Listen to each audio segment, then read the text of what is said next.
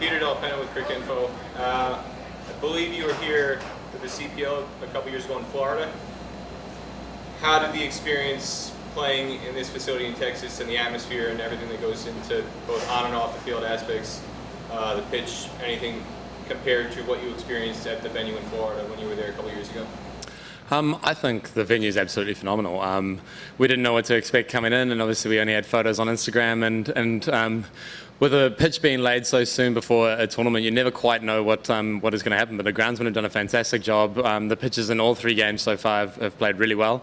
And then I guess compared to Florida, that's been around for a while, and it's been proven. Games have been played there, international quality as well. So the fact that US cricket or the stadiums in the US are flourishing, and there's becoming more and more of them. I think George something University is George Mason, planning on building a baseball, cricket, multiple stadiums. So I think it's on the rise, and it's fantastic. Nate Hayes, Emerging Cricket. Your brother played minor league cricket last year in California, and he performed quite well. Do you feel like back home there's a buzz for players wanting to play in minor league cricket? Yeah, absolutely. There's obviously our usual where we go over to the UK every season, and now that the minor leaguers be able to come up and not necessarily compete, but be another avenue for players to come through and to be able to showcase their skills. It's phenomenal. It's great for cricket. It's great for US cricket, and then also people from New Zealand that may not necessarily be right at the top of their field in New Zealand be able to come over to the US and know that there's actually something going forward that they may be able to pursue here as well. So there's multiple avenues. Nothing's ever shut down anymore, and I think the multiple opportunities that are available are great. Hey, this is Aditya Sen from American College Cricket. So, talking a little bit about the game, we saw a few other games here which were like kind of high scoring. So, what do you think about the score? Was it like par? What was a par score according to you? I felt like you might be a few runs short there, but you did pretty well to make a game out of it. What are your thoughts about it? Definitely. I agree we're probably a few runs short, but at the end of the day, both teams have to bat on it, and the fact that they only got over the line in the last over, and we managed to bring things exceptionally close, which it seemed that the crowd really enjoyed as well. You're not always going to have 200 runs scoring games, and both teams bowled really well. So I think from a bowling perspective, both sides really showcased their skills today rather than necessarily all the sixes. So obviously, pitches play different in the days than they do in the evening. I thought the pitch was really good. A little bit of bounce sometimes, and it seemed like it was going a little bit low as well by the end of it as well. And there's nothing wrong with a little bit of variability. So I think it created a good contest. The boundary sizes were really good as well, I think. So as I said, you can't always have 200 run scoring games. And as long as it was entertaining for everybody at the end of the day, that's all that matters. Hi, hey Glenn. Sahil from It's Called Cricket. Close loss today. I was wondering if you could tell me a little bit about your experience in the U.S. so far, getting to know some new faces. In general, how you feel that Major League has stacked up against some of the other leagues around the world that you've played in. That might be a better question to ask me after 3 games. But so far, with the guys that we've got here, there's a huge international contingent, a lot of very experienced overseas players here, but then also the players from the US side of things have been incredible as well. Getting to know a few of the boys, understanding that they've come from all walks of life to be able to make an opportunity here in US for them, and I think that's great. The fact that there's multiple opportunities, the game's growing here, especially with the kind of fandom that the US people have for baseball and NFL and hockey. I think if they can catch on, it's going to be great, and there's going to be much more opportunities in the future, and players are only going to get better from the US. So there's nothing to say that they're going to be on the same level competing with India one day. There's enough people, there's enough talent. Just look at all the other sports out there that they dominate at. So I think it's really exciting times going forward. Whether your own brother or somebody like Bert Copley, who is on the backroom staff. What's that? He's on their staff. Yeah, Bert Copley. Yeah. Who's been involved in the U.S. system for a while, after having previously been part of an IPL setup several years ago. So he understands both sides of the professional climate, where you come from originally and here. what kind of insights do you gain from somebody like him in any discussions leading up to your arrival here that helped prepare you for what to expect and experience so far? Yeah, Bert's been great. Obviously, he's really knowledgeable in his craft, and he gets around the boys really well. You know, he makes sure that we're doing our gym sessions and making sure that we're hydrated and doing everything that we need to be doing so that we can perform out on the field, especially in this sort of heat. Tonight was actually really lovely from a temperature perspective, but obviously we're going to have a game at 3:30 and some at 10:30 in the morning, I think. So being prepared and, you know, listening to his words and understanding what sort of experience he brings, especially in these conditions, coming from not only IPL but also being here for a little while. So and guys coming from all walks of life, understanding that he knows what he's talking about, take information off him, but also all the other support staff as well. We've got Cameron White, Greg Shepherd, and there's a wealth of knowledge there. Everyone's trying to learn from each other and really get as far as we can quite quickly. But I mean, I guess I'm asking more from like a American cricket culture standpoint, and like the nuances of American cricket culture and his exposure to that, and your own brother.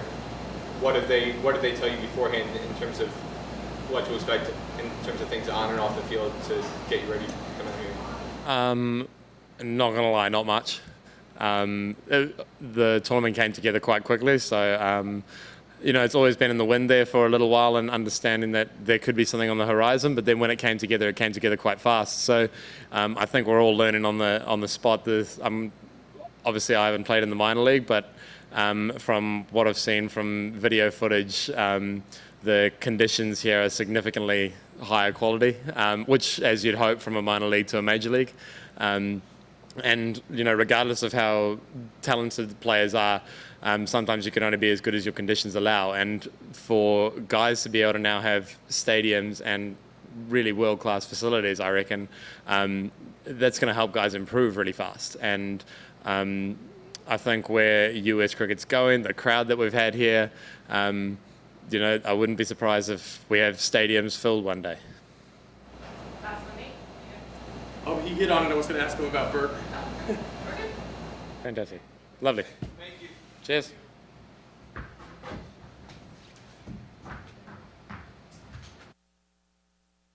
That's all with you, Pete. Thank you, Jagan. Peter Alpena, Cricket Info. Kind of asked this yesterday. You escaped. You didn't answer it.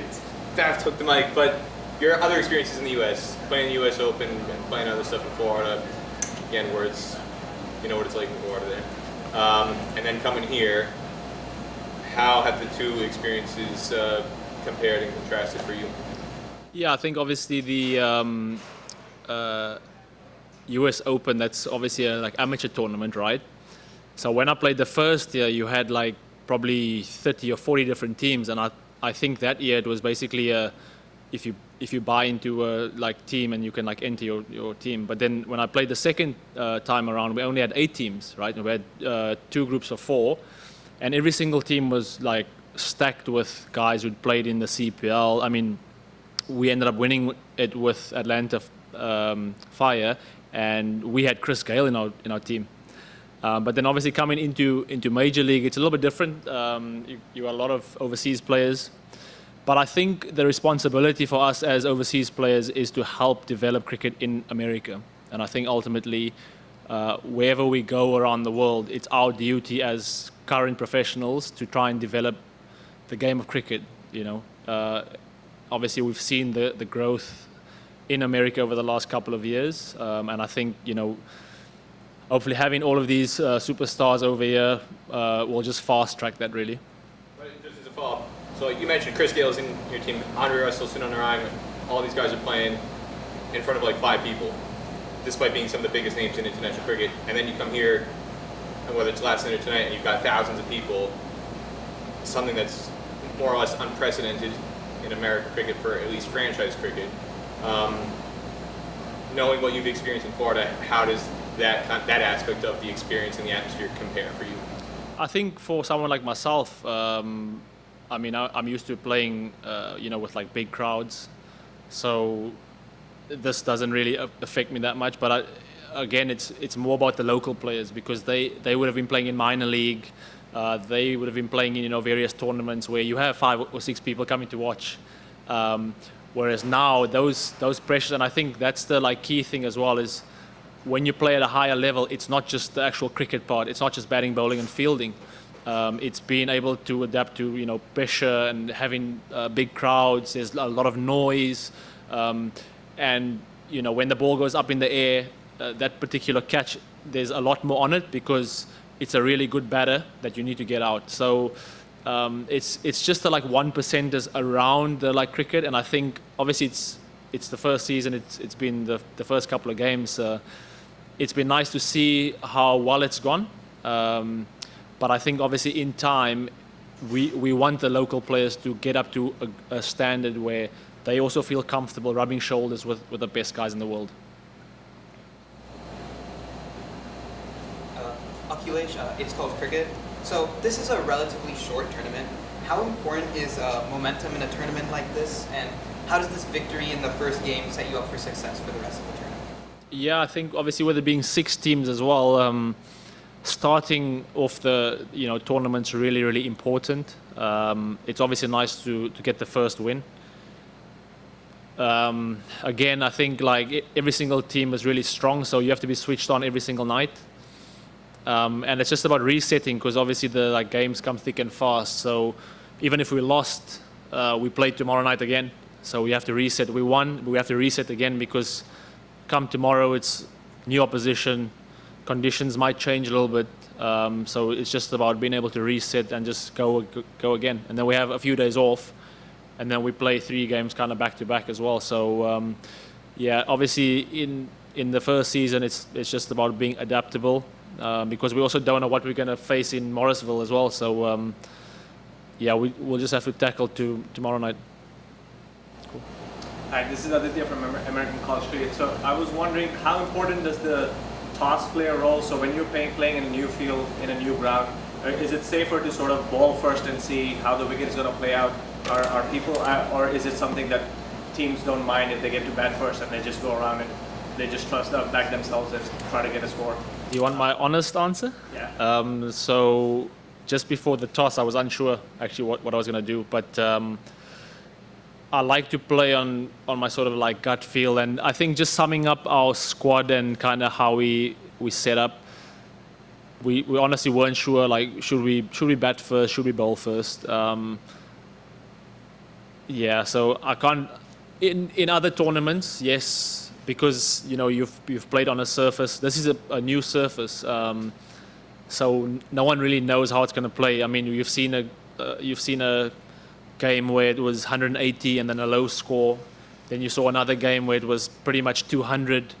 This was a fairly low total, so it's difficult to kind of know how it's going to play.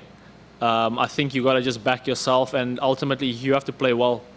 If you wanna win, you have to play well in all 3 facets of the game. So is it more comfortable, like 51-49, safer bowling first, maybe batting first, when you're batting on a new wicket or seeing a new wicket for the first time? What's more comfortable? I would like to think, depending on what you can see, and obviously there's a lot of experience in our coaching staff as well. So between the 4 of us, we came up with the right formula today. We'll have to see how it stacks up tomorrow. Obviously, fresh opposition as well, so assessing what we feel might work. But again, if we don't come out and play well, we'll end up losing the game. Thank you. Hey, Nate Hayes, Emerging Cricket. Considering your vast experience in the franchise cricket circuit, as well as your experience playing here in the USA, in tournaments, do you think that those 2 things put together, do you think that they factored into you becoming the captain of the team?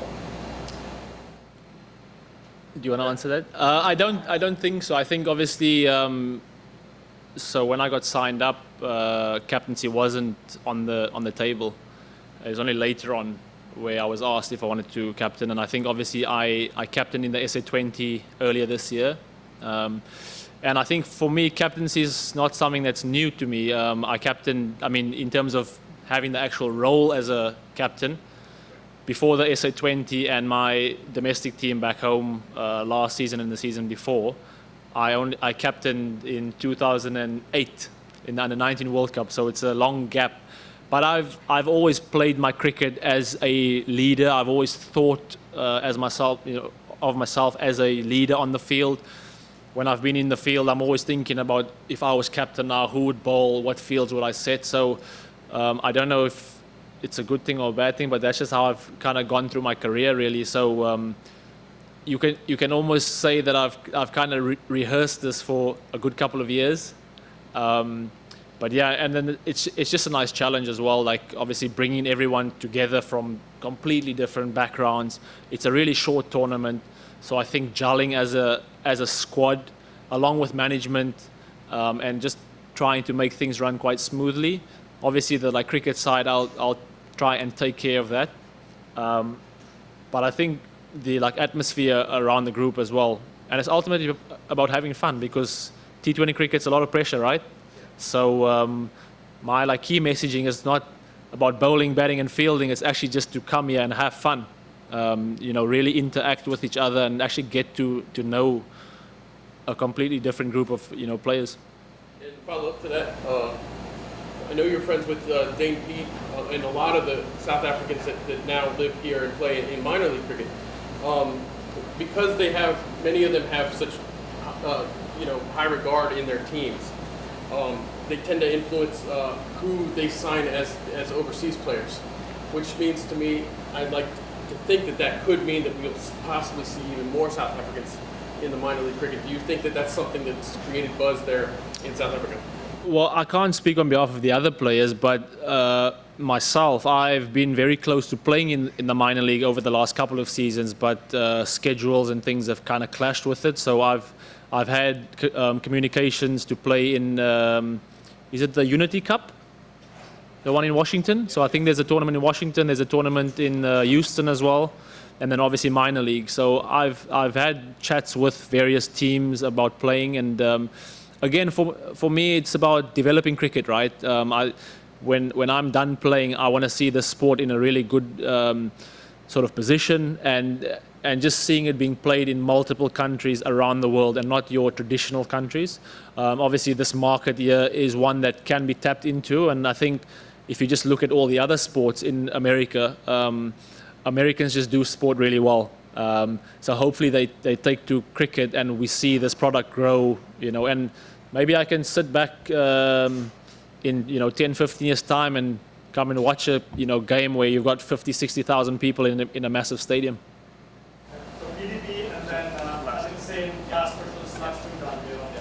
The manager is very strict. Part of your previous incident, you talked about having fun, stressing the guys having fun.